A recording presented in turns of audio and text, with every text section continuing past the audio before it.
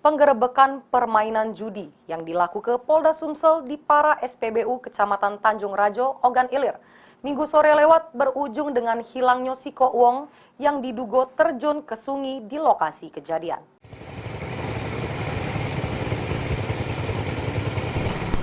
Inilah lokasi tempat penggerebekan judi yang dilakukan ke Polda Sumsel di area tambang pasir Tanjung Rajo, Ogan Ilir.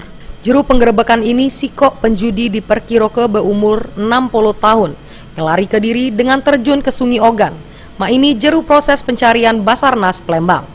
Sampai informasi ini diturun ke Basarnas Plembang masih ngelakukan pencarian di beberapa titik para lokasi kejadian. Kita melakukan dengan penyisiran, Pak, menggunakan perahu karet.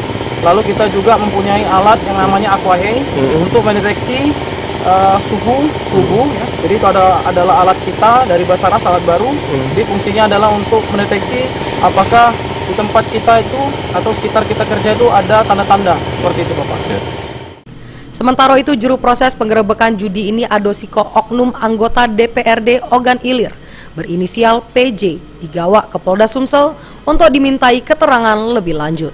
Ahmad Romawi, PAL TV.